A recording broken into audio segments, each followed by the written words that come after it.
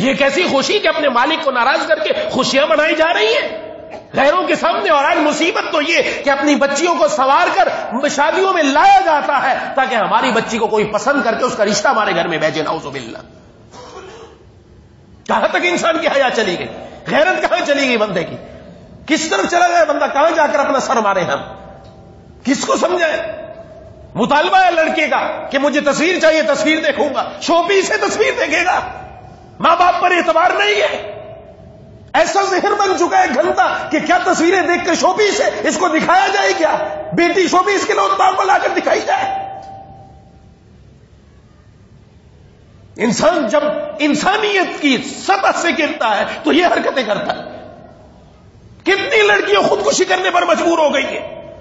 ماں باپ گھر کے اندر اس کو کہتے ہیں کہ تو منحوس ہے، تو ہمارے گھر میں آئی کہ تجھے کوئی قبول کرنے کے لیے تیار نہیں. شکل اس کی کس نے بنائی ہے؟ اس کو جسم کس نے دیا ہے؟ دنیا کے کسی انسان کی طاقت ہے کہ اس کو ایسا بنائے؟ اور جنہوں نے سوچا آج اپنی آنکھوں سے دیکھ چکے رب تعالیٰ نے ان کے گھروں کو برباد کیا ہے. کوئی سکون کا سانس نہیں لے سکتا. رب کے حکم کو چھوڑا نا ہم نے، مذاق بنا رکھا ہے ہم نے دین کو کہ جیسے چاہے من مانی. یہ عرض کیا یہ نفس پرستی ہے، یہ من مانی ہے، یہ من چاہی زندگی ہے. رب کے حکموں کو ہم علل اعلان پامال کرتے ہوئے جا رہے ہیں. نعوذ باللہ. کیسے گھروں میں سکون اور رحمت آ جائے، کیسے کام بن جائے. کجی دیکھنے کی اجازت ہے، اس طرح دیکھنے کی اجازت ہے. یہ حکم دیا گیا کہ مطالبہ کرو جا کر. مطالبہ کرنے کی کہیں بھی اجازت نہیں ہے کہ مطالبہ کر کے دیکھا جائے. تصویریں بھیجو ہمارے پاس. کل کو نعوذ باللہ فیس بک پر لگا کر پھر بدماشی کرتے ہیں، بلیک میل کر رہے ہیں لوگوں کو. بچیوں کو بلیک میل کیا جا رہا ہے، گھر والوں کو بلیک میل کیا جا رہا ہے، اور پیسہ مانگا جا رہا ہے پیسہ دیں. یہ میں ایسی بات نہیں کر رہا، پیچھے حقیقتیں ہیں. میں اپنی زبان سے کچھ نہیں کہہ سکتا. آپ کو کیا بتاؤں کہ پیچھے ہو کیا رہا ہے، کس وجہ سے قرآن کو چھوڑا ہم نے.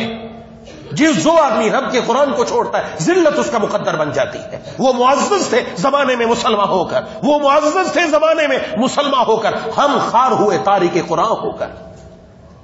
قرآن پڑھتے ہیں، قرآن سنتے ہیں، قرآن دیکھتے ہیں، رب تعالیٰ کے حکم ہمارے سامنے آتے ہیں، لیکن پھر بھی ہم پر جو نہیں رہتی. لیکن یاد رکھیے ایک دن جانا ہے. آخر جائے گا کہاں؟ جانا کہاں ہے؟ رب کی پکڑ سے کون دور سکتا ہے؟ کون سی دنیا کے اندر سلطنت ہے؟ ملک کے اندر ایک انسان اگر ملک کی وفاداری نہ کرے، یہاں بے وفائی کرے، ملک کی غداری کرے، دوسرے ملک والے اس کو اپنے یہاں پناہ دے دیتے. لیکن دنیا کا کون سا خطہ ہے جو اللہ تبارک و تعالیٰ کی پناہ سے الگ اپنے یہاں پناہ دے دے گا؟ کون سا خطہ ایسا ہے جہاں جا کر یہ پناہ پکڑے گا؟ رب کی پکڑ ان بطش ربک لشدید. تیرے رب کی پکڑ بڑی سخت ہے، اور جب آئے گی تو دنیا کی کوئی طاقت اللہ کی پکڑ سے چھڑوا نہیں سکتی. خدا کے لیے اپنے ماحول کو تبدیل کریں. ہم کس طرف چلے جا رہے ہیں؟ ہم کس نبی کے امتی جو ہمیں کیا سکھا کر گئے؟ اور آج امتی کا عمل محبوب کبریا خاتم الانبیاء جناب نبی کریم صلی اللہ علیہ وسلم کے سامنے جاتا ہوگا تو کیا ان کے دل پر گزرتی ہوگی؟ کیا ان کے دل کی ہمیں اندازہ نہیں کہ ان کے دل پر کیا گزر رہا ہوگا؟ کیا آنسو ہوں گے اور کیا دل کی کیفیت ہوگی؟ میری امت کے لوگ یہ کر رہے ہیں. ہمیں تھوڑی دیر تو بندہ سوچے اس چیز کو.